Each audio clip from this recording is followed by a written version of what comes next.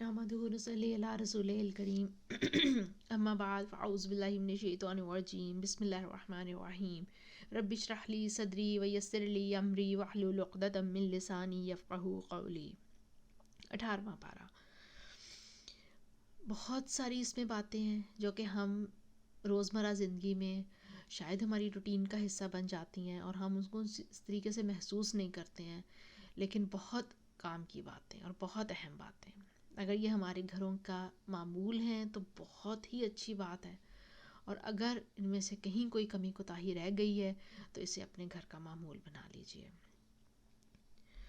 سب سے پہلے تو امانتوں کی حفاظت کرنی ہے، خواہ یہ مال کی ہو، راز کی ہو یا ڈیوٹی کی ہو۔ امانت امانت ہوتی ہے، آپ کو جو کام سونپ دیا گیا وہ آپ کے پاس امانت ہے۔ آپ سے کسی نے کوئی بات کر دی، وہ اس کی آپ کے پاس امانت ہے۔ آپ نے اس کا پرچار نہیں کرتے پھرنا، اس کا مذاق نہیں اڑانا، اس کو دوسروں کے ساتھ ڈسکس نہیں کرنا۔ آپ نے کسی کوئی کام کرنے کی ذمہ داری لے لی، فار ایگزامپل آپ جاب پہ جاتے ہیں، وہ جاب آپ کی ذمہ داری بن گئی۔ اب آپ نے اس کو پورے طریقے سے ایمانداری سے نبھانا ہے۔ اور جو عام امانت کا مفہوم ہے، کوئی آپ کے پاس کوئی چیز رکھوا دیتا ہے تو اس کو اسی طریقے سے واپس رکھنی ہے، اسی طریقے سے اس کو واپس کرنا ہے، اس کو سنبھال کے رکھنا ہے، اس کو خیال سے رکھنا ہے۔ فار ایگزامپل آپ کسی سے آپ کو کسی کی شرٹ بہت اچھی لگتی ہے، کوئی چیز آپ کو پسند آئی، آپ نے کہا کہ مجھے دینا، میں نے اس کا ڈیزائن کاپی کرنا ہے، اور اب ڈیزائن کاپی کرنے کے بہانے لیا اور آپ اسے اپنے کسی ایونٹ پہ، کسی فنکشن پہ پہن کر چلی گئی، اور اچھی طرح استعمال کر کے اور سب کچھ کر کے اور کھانا بھی کھایا تو ایک آدھا داغ بھی لگ گیا اس پر، تو کوئی بات نہیں ہے، کون سا پتہ چلنا ہے۔ تو آگے آپ نے لپیٹ کے اور سب کچھ طے کر کے استری کر کے واپس اس کو کر دی کہ میں نے بس ڈیزائن کاپی کر لیا، تو یہ تو امانت میں خیانت ہو گئی۔ تو اپنے وعدوں کا پاس کرنا ہے، اپنی بات کا خیال رکھنا ہے کہ آپ نے بات جو کی ہے اس کا پاس رکھیں، اس کا لحاظ رکھیں، امانتوں کی پاسداری کریں۔ میزان میں حسن اخلاق سے بھاری کوئی چیز نہیں ہے، لہٰذا اپنے اخلاق کو بہت اچھا کر لیں، لوگوں سے بہت اچھے طریقے سے بات کریں، بہت اچھے طریقے سے ملیں۔ اور اس میں بہت اہم سورہ نور آئی ہے، اس سپارے میں سورہ نور میں دیے گئے احکامات کو فرض کے درجے میں قبول کریں۔ یہ فرض ہے اب مجھ پر، یہ ایسے ہی نہیں اللہ تعالیٰ نے بات کر دی۔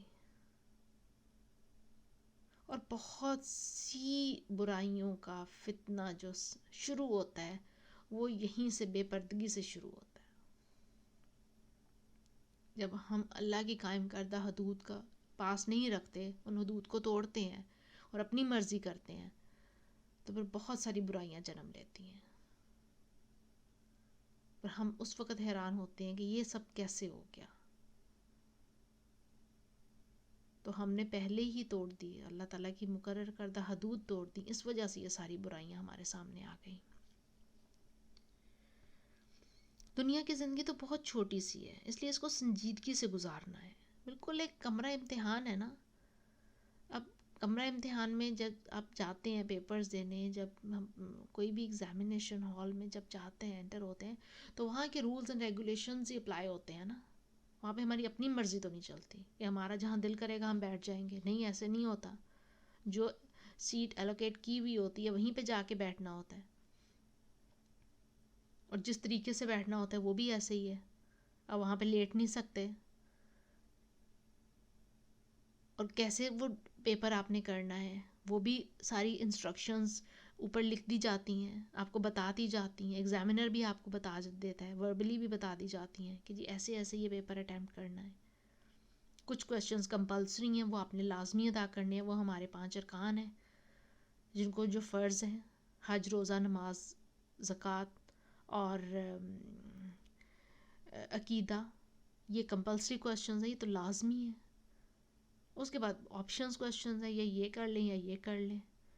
تو جو فرض ہے، جو اللہ تعالیٰ نے فرض رکھ دیے، اس طرح ہماری چیزوں میں بھی کچھ اس نے فرض کر دی ہیں. ہمارا پردے کے احکامات فرض ہیں ہم پہ، ان کو فرض کی حد تک لینا ہے، ہم نے فرض کی طرح لینا ہے. اس دنیا کی زندگی کو ایک کمرہ امتحان کی طرح گزارنا ہے. یہاں پہ آپ یہ نہیں کہہ سکتی ہو ہماری مرضی، ہماری زندگی ہماری مرضی. کیا فرق پڑتا ہے؟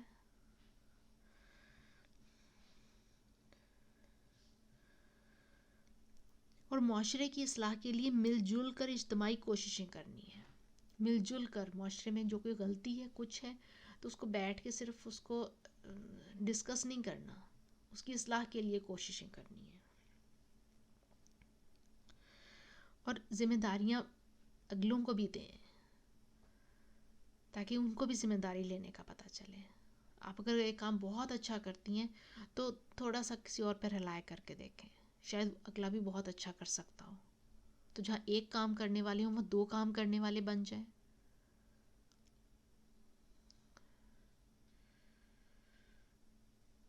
کہتے ہیں نا 1 اور 1 11، تو اپنے ساتھ کسی کو ملا لیں.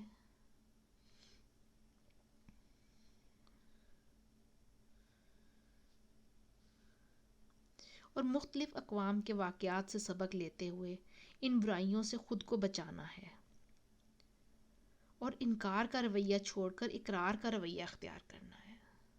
یہ جو سب قرآن میں قصے کہانیاں آئے ہیں نا، یہ ہمارے لیے سبق ہے ان میں، کہ ہم اس میں کہاں پہ رہ رہے ہیں، کون کون سی چیزیں ہم میں ہیں، اور کون سی ہم چھوڑ چکے ہیں، اور کون سی ہم چھوڑنا چاہتے ہیں، اور کون سی ہم نہیں چھوڑنا چاہتے.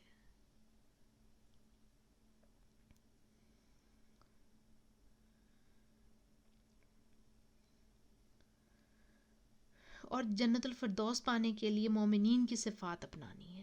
سورہ مومنین کے شروع میں جو پہلی 10 آیات ہیں، وہ جنت الفردوس کو پانے کے لیے ہیں. جنت الفردوس سب سے جنت کا جو اونچا مقام ہے نا، وہ فردوس کا مقام ہے. جنت الفردوس کے لیے کوششیں کرنی ہیں، اور وہ کوششیں کرنے کے لیے جو مومنین کی صفات ہیں وہ اپنانی ہے، تاکہ جنت کا اعلیٰ مقام حاصل کر سکیں. دنیا میں تو ہم کہتے ہیں نا کہ سب سے بیسٹ چیز ہمارے پاس ہو، وہ چاہے چھوٹی سے چھوٹی، کوئی کچن کی کوئی چھوٹی سے چھوٹی چیز ہو، یا کوئی بڑی سے بڑی چیز ہو، کوئی گاڑی ہو، کوئی چیز ہو، ہمارا ہوتا ہے کہ ہماری بیسٹ ہو. اور اگر نہیں بھی ہماری بیسٹ نا، تو ہم کہتے ہیں کہ لوگ ہماری کو بیسٹ ہی کہیں، لوگ ہماری چیز کو اچھا ہی کہیں.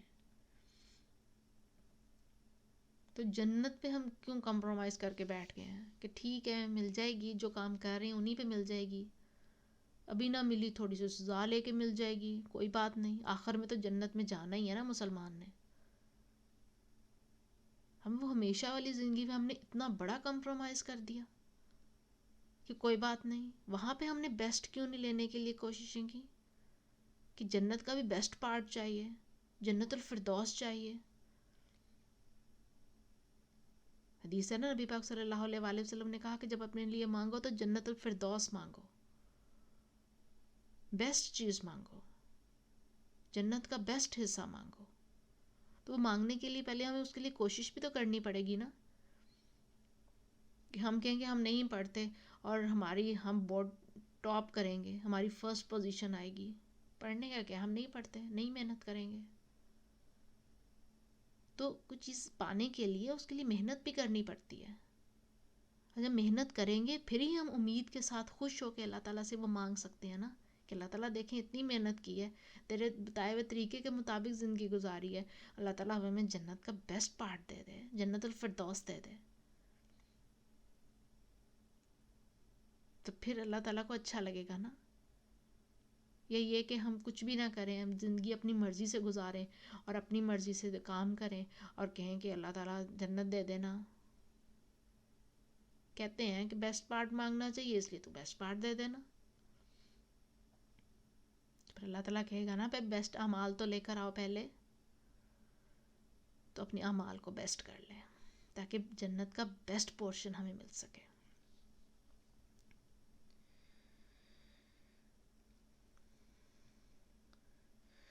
زیتون اور اس کا تیل بہت ہی مفید ہے، اس کو کھانا ہے اور اس کا استعمال کرتے رہنا ہے. کوشش کریں کہ اولیو آئل استعمال کریں، بہت ہی صحت کے لیے بھی بہت اچھا ہے اور ریکمینڈیڈ ہے، قرآن میں اس کا تذکرہ ہے۔ اللہ کی عبادت اس کے پسندیدہ طریقے پر کرنی ہے، فحش کلامی سے بچنا ہے اور اپنی زبان کو اللہ کی رضا کے مطابق استعمال کرنا ہے، کوئی غلط چیز منہ سے نہیں نکالنی، اچھی اچھی بات کرنی، نرمی سے بات کرنی ہے، دوسروں کو معاف کر دینا ہے تاکہ اللہ تعالیٰ بھی ہمیں معاف کر دے۔ اور ایک اور بڑی اہم بات، گھر میں داخل ہوتے وقت سلام کرنا ہے، ہمیشہ السلام علیکم، جیسے ہی گھر میں انٹر ہوں السلام علیکم کے، جو گھر میں انٹر ہونے کی دعا ہے وہ یاد کر لیجئے، اس میں بھی سلامتی ہے، اور گھر میں انٹر ہوتے ہی اونچی آواز میں السلام علیکم ورحمۃ اللہ وبرکاتہ کہیے۔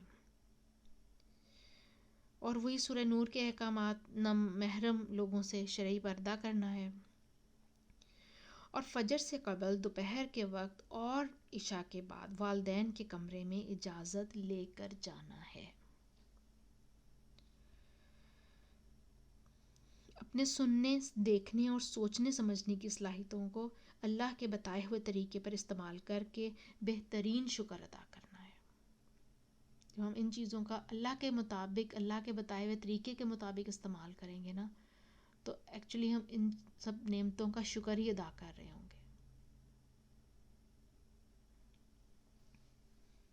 جب ہم ان چیزوں کو اپنی مرضی سے استعمال کریں گے، غلط کاموں میں لگا دیں گے، تو یہ ناشکری ہے۔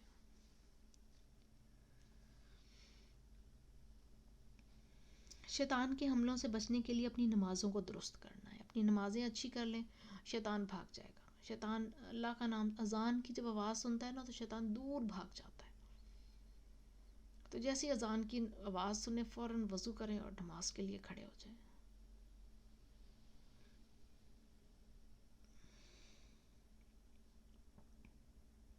اور اچھے اعمال کے لیے شعوری کوشش کرنی ہے،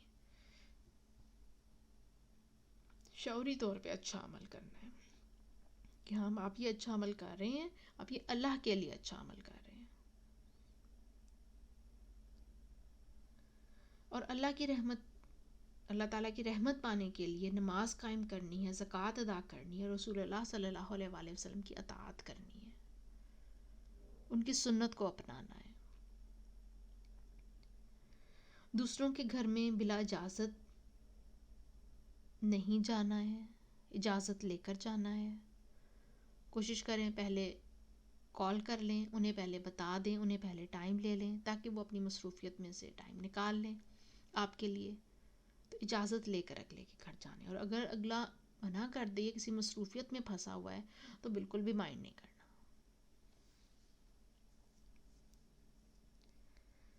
صاف ستھری غذا اور عبادت کا آپس میں گہرا تعلق ہے، اس لیے حلال اور طیب کھانا کھانا ہے تاکہ نیک عمل کر سکیں۔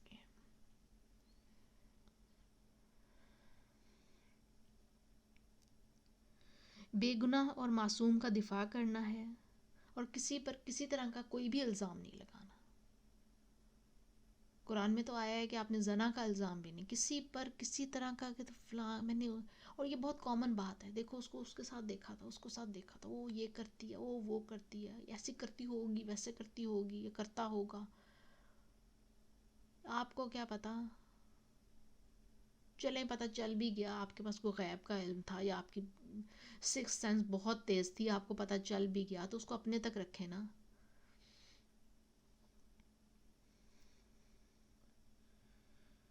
آپ کو کیا پتا کون کس طرح سے ہے۔ شرک اور زنا گناہ کبیرہ ہیں، اس لیے ان سے ہر طرح سے دور رہنا ہے۔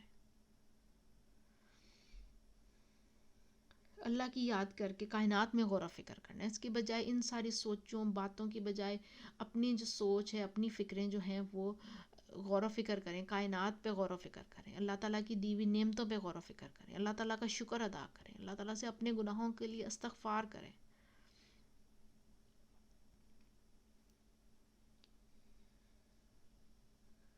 نیکیاں کرنے میں جلدی کریں، غرور کبھی نہ کریں، تکبر نہ کریں، نہ اپنے علم پر کریں، نہ اپنے اچھے عمل پر کریں، اور نیکیاں بس کرتے جائیں، نیکیاں کرتے جائیں اور اللہ تعالیٰ کے پاس جمع کرواتے جائیں۔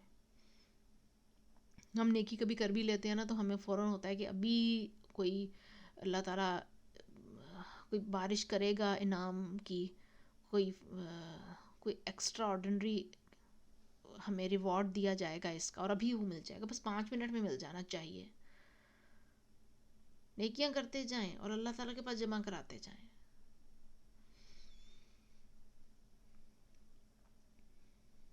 اور برائی کو بہترین طریقے سے دور کرنا ہے. کوئی دیکھتے ہیں اپنے اندر برائی دیکھتے ہیں، کسی کے اندر برائی دیکھتے ہیں، تو اس کو بہترین طریقہ اس کو سوچیں دور کرنے کا. اس کو اس طریقے سے نہ دور کریں کہ اگلے کا بھی اس کو دور کرنے کا دل نہ کرے، یا اپنی برائی کو بھی اس طریقے سے دور نہیں کریں کہ آپ نے ایک دفعہ کوئی بری عادت آپ نے ختم کرنی ہے اور آپ کر رہے ہیں، اور کبھی کر رہے ہیں، کبھی چھوڑ رہے ہیں، کبھی کسی کی بات میں آ کے کچھ کر رہے ہیں، کبھی کسی کی بات میں آ کے کچھ کر رہے ہیں.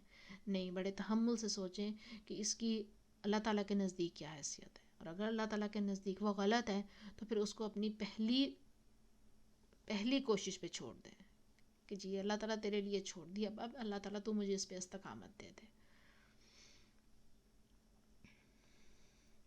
اور حیادار لباس کو اپنانا ہے جس میں آپ کا جسم نہ چھلکے، آپ کے جسم کا کوئی حصہ نظر نہ آئے، یا آپ اپنا لباس ہی نہ سنبھالتی رہیں، یا آپ کا لباس آپ کی زینت کو کور کر سکتا ہو. باوقار چال چلنا ہے جس میں جیسے کئی لوگوں کی چال دور سے پتہ چل جاتی ہے، آتے ہوئے دور سے پتہ چل جاتا ہے کہ فلاں بندہ آ رہا ہے، کہیں جوتے کی ٹک ٹک ٹک ٹک ٹک سے پتہ چل جاتا ہے، کچھ لوگ پاؤں کو سیٹ کے چل رہے ہوتے ہیں، اس سے پتہ چل جاتا ہے. باوقار چال رکھیں جس میں غرور بھی نہ ہو، لیکن جس میں ایسے بھی نہ ہو کہ بالکل ہی گیا گزرا انسان ہے، اس کو کچھ زندگی سے آوازار اور کچھ بھی نہیں پتا.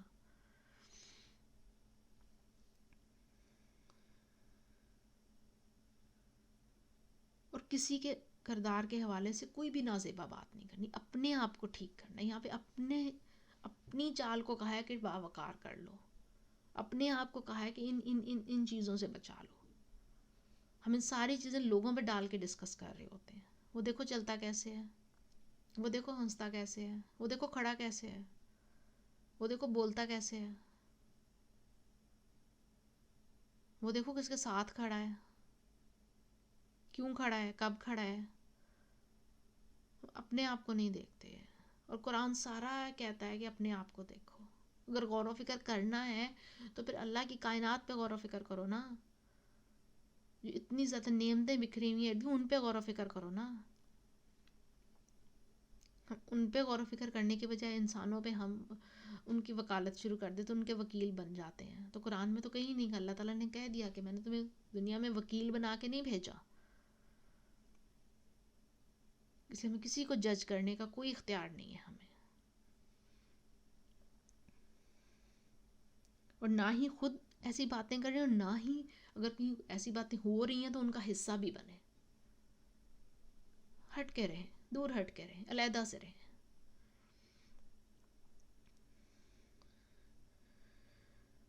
اور یہ سارے کام کرنے کس طریقے سے ہیں، وہی بات آ جاتی ہے.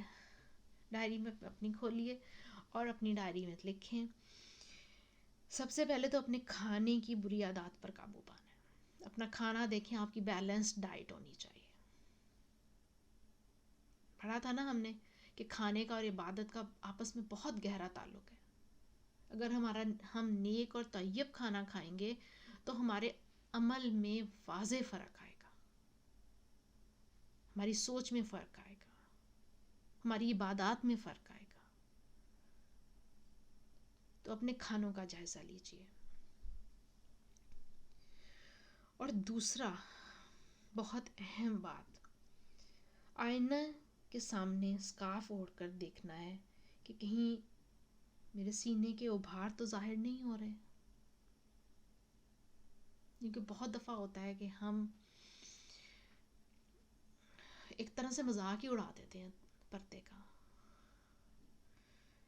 اسکارف لے لیتے ہیں، ہماری چھاتی ساری انکورڈ ہوتی ہے، ٹائٹ سا ڈریس ہم نے پہنا ہوا ہوتا ہے، ایک ایک فگر ہمارا نظر آ رہا ہوتا ہے. تو اس طرح کے بال کور کرنے کا کوئی فائدہ نہیں ہے. یا کئی دفعہ ہوتا ہے کہ ہم سارا پھیلا کے لے لیتے ہیں اور ہمارے سر انکورڈ ہوتا ہے,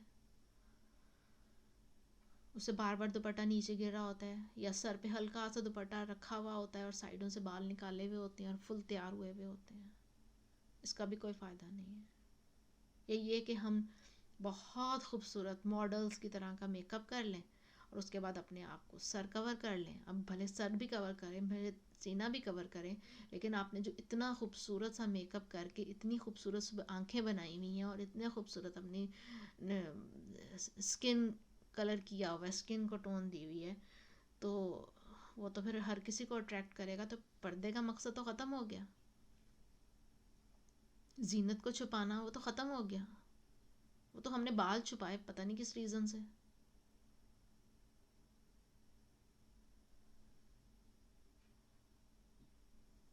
تو اپنے جب آپ پردہ کریں, اسکارف لیں, تو ایک دفعہ شیشے کے سامنے کھڑے ہو کے دیکھیں کہ کیا سورہ نور کے بارے میں جو احکامات, پردے کے بارے میں جو سورہ نور میں احکامات آئے ہیں, کیا میں ان پر پورا اتر رہی ہوں؟ کیا میرے کوئی جسم کا حصہ بہت پرومیننٹ تو نہیں ہو رہا؟ بہت ہوتا ہے کہ سب اوپر سے کورڈ ہے, گاؤن بھی پہنا ہوا ہے, سر بھی کور ہے, چھاتی بھی کور ہے, سب کچھ کور ہے, لیکن نیچے سے ٹراؤزر ہے کہ وہ اتنا اوپر چڑھا ہوا ہے کہ آپ کے ٹخنے تو کیا ٹانگیں بھی نظر آ رہی ہیں.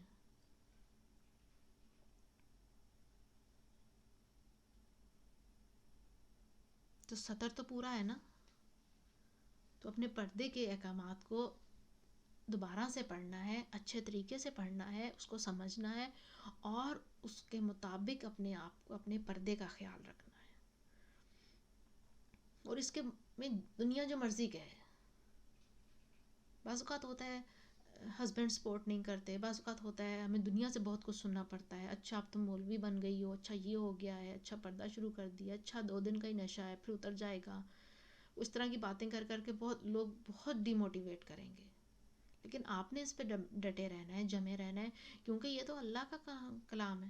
اللہ نے فرض کہہ دیا, اللہ نے کہہ دیا کرو, بس لبیک اللہم لبیک, میں کروں گی, اللہ تعالیٰ بالکل کروں گی, جتنی مرضی مشکل آئے میں کروں گی. اور اس کو کر کے دکھائیں, دنیا کو ثابت کر کے دکھائیں کہ قرآن غلط نہیں ہے, تو ہمارا بیلیف غلط ہے, یہ تو ہماری سوچ غلط ہے, ہماری سوچ شاید اس لیول تک پہنچ ہی نہیں پا رہی. اللہ تعالیٰ ہم سب کو توفیق دے کہ ہم اللہ تعالیٰ کے احکامات کو پورے شوق اور ولولے اور جذبے اور جوش کے ساتھ اپنا سکیں, خوش ہو کر اپنا سکیں. آمین یا رب العالمین. سبحانک اللہم و بحمدک, اشہد ان لا الہ الا انت, استغفرک و اتوب الیک. السلام علیکم ورحمۃ اللہ وبرکاتہ.